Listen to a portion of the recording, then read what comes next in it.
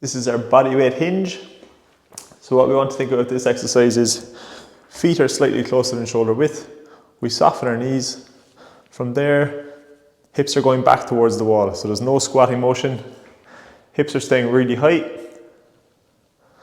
Keep a nice flat back. And we're going to tuck our chin, push our hips back as far towards the wall as we can.